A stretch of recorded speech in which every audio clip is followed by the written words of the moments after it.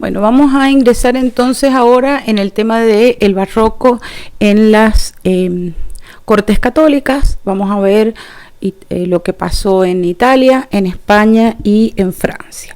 Ustedes recuerden que este periodo, el periodo barroco, es una revolución cultural en nombre de la ideología católica. Y la lucha religiosa, como yo les había explicado, no está cerrada, sino que se extiende más allá de lo doctrinal. Se extiende hacia la conducta particular humana, ¿no? Al campo de lo político, a las relaciones hombre-estado, que va a ser como paralela a la relación de hombre y Dios.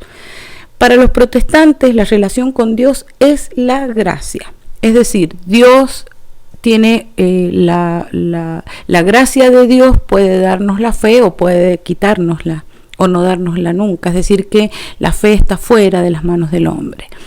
Para el católico, Dios ha dispuesto medios para la salvación, eso yo ya se los he explicado.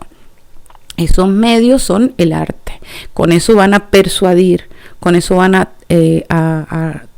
atraer gente a la iglesia, es decir, que está en las manos del hombre, a diferencia del mundo protestante. Lo van a hacer a esto sin imitar a la naturaleza ni a la cultura clásica a la manera en que se hacía en el Renacimiento, sino desarrollando, extendiendo y reinventando la cultura clásica.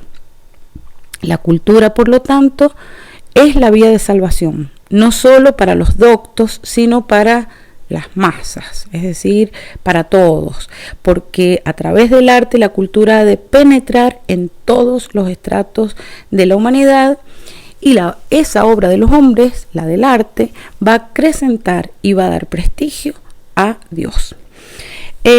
Las poéticas barrocas recuperan, revalorizan la concepción clásica del arte como mímesis.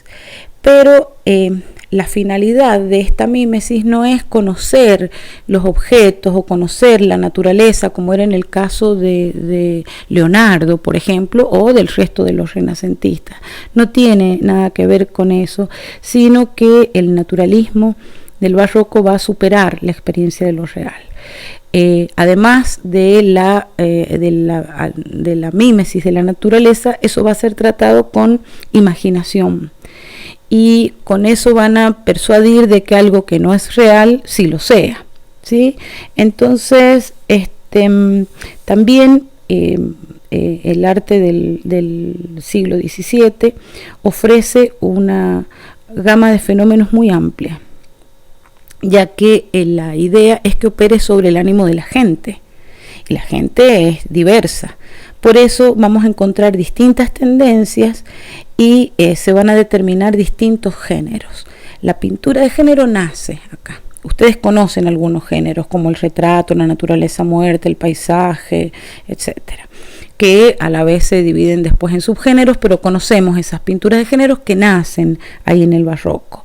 Y van a incorporar este nuevo arte relaciones como por ejemplo entre lo universal y lo particular, lo real y lo ideal, no a la manera del manierismo, en que estaban divorciadas estas cosas o estaban puestas en simultaneidad pero nos desconcertaban, sino que acá lo van a hacer de forma amigable. El barroco de las cortes católicas tiene dos direcciones, o toma dos direcciones que ustedes pueden ver acá, ¿no? Obviamente estamos hablando de Italia. Tenemos al emocionalismo de los Carracci y al naturalismo de Caravaggio. Vamos a ir a ver nosotros ahora el emocionalismo de los Carracci, que es mucho más ¿cómo les diré? Más mirando hacia las culturas clásicas que el naturalismo de Caravaggio. Entonces se dan estos dos caminos. Aníbal Carracci es el que vamos a ver, que nace en 1560 y muere en 1609. Es un pintor que pertenece a una familia de artistas que intentan y en particular él, que es el más destacado, digamos, crear instrumentos para suscitar la devoción en el pueblo. Y es algo que sorprende, que atienden más a la perfección de los instrumentos persuasivos que al fin religioso. Tenemos obras distintas, estas obras son tempranas, en las que podemos ver una carnicería. No hay dos de la carnicería, esa y esta. Son obras interesantes, son obras tempranas, como les digo, donde ustedes podrán ver acá una estructura, un espacio mínimo, ¿no? Un espacio mínimo hacia el fondo, no terminan ahí las obras, no tienen un espacio muy profundo. Y una estructura que, si ustedes ven, está organizada por ejes verticales y horizontales y casi los escorzos son mínimos. Más bien es una pintura que tiende al plano y no a lo que hemos venido explicando del espacio barroco que entra en esa profundidad y sale, ¿no? hacia el observador. Sin embargo, los Carracci eran personas muy cultas y han viajado por Europa y han conocido las obras de los otros artistas. Entonces puede verse en Aníbal una influencia no solo de los venecianos por el colorismo. Ustedes piensen que, por ejemplo, Tiziano es un faro del desarrollo del barroco, porque su forma de pintar es la antesala del barroco, ¿no? Entonces ellos han visto esas obras y han tomado de allí los modos pictóricos, y también en particular Aníbal de los flamencos. Ustedes recordarán cuando hemos visto aquellas escenas costumbristas de los manieristas flamencos, en los que se veían todos estos cuadros pintorescos de la gente del pueblo y eso. Bueno, entonces en estas primeras obras eso es lo que nos muestra Carracci, con un tratamiento, digamos, pictórico notable. Entre los talentos de los Carracci y de Aníbal en particular está la pintura al fresco. Ellos pintan distintas cosas, pero fíjense, esta es la huida a Egipto. Pero fíjense ustedes en esta obra, por ejemplo, que el paisaje es el tema, más allá de la Virgen y el burrito y el San José, es el paisaje el tema. Esto ya es ingresar a un género, aunque tiene todavía un tema religioso, pero esto es ya empezar a desarrollar un género pictórico que después va a ser fundamental, ¿no? Entre lo que pueden ver ustedes acá, muy rápidamente, podemos ver, por ejemplo, el colorismo veneciano como influido en la creación de estos espacios atmosféricos, los gradientes y los matices. Él trabaja con muchísimos matices porque es un maestro del pincel, ¿no? Por estos frescos es que lo convidan, lo contratan para que pinte en el Palacio Farnesio. Fíjense ustedes lo que es esto. Se nota así, a simple vista, a primera vista, que ha visto la Capilla Sixtina, porque ha organizado la partición de la bóveda de una manera similar, con esta cantidad de episodios y con esta alusión a la tridimensionalidad. Pero es como todo lo que está pintado acá tiene que ver con la mitología, y fíjense la cantidad de personajes que hay y el dinamismo, el movimiento que hay, la importancia que le da al paisaje. Fíjense que hay partes que están en relieve y otras que no, otras esculturas que están pintadas, como era en el caso de Miguel Ángel. Fíjense lo que hace ahí.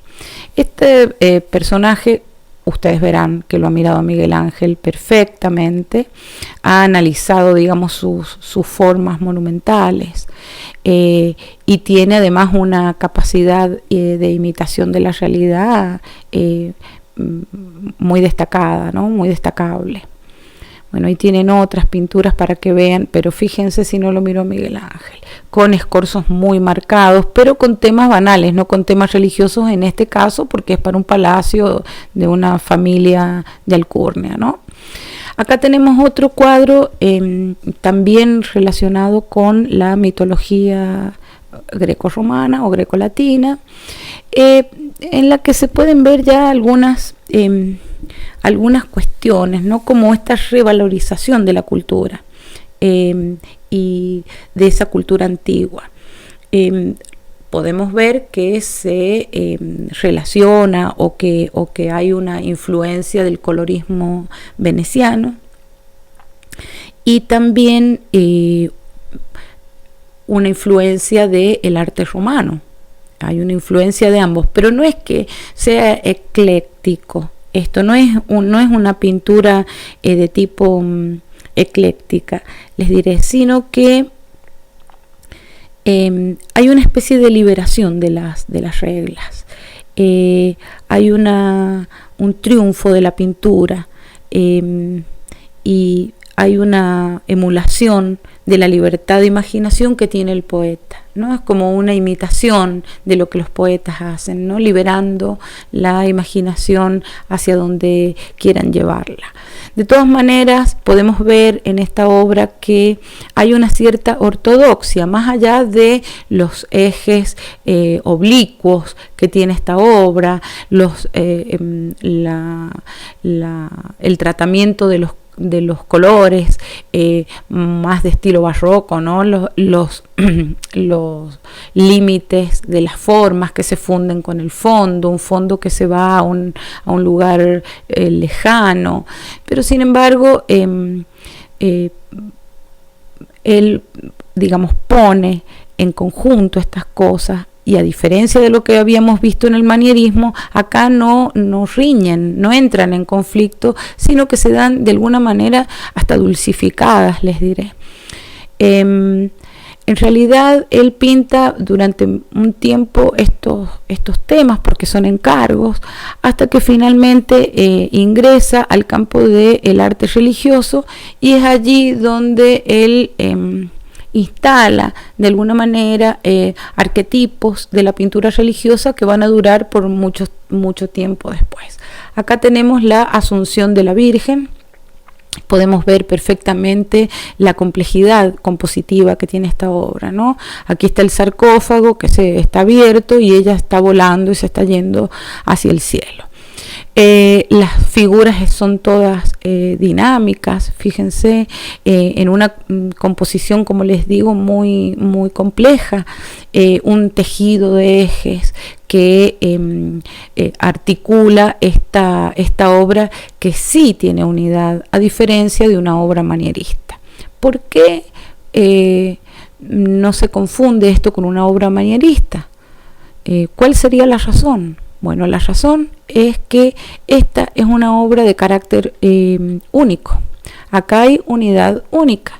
¿Por qué? Y porque todos los personajes, ya sea con sus miradas, sus gestos, su ubicación, todas las direcciones van hacia la imagen de la Virgen, y entonces no hay como si fuesen episodios superpuestos o cosas agregadas, o pasa en la tierra algo totalmente distinto de lo que pasa en el cielo. Recuerden, por ejemplo, al Greco, que el tratamiento de lo que está en el cielo era distinto de lo que está en la tierra. Acá no.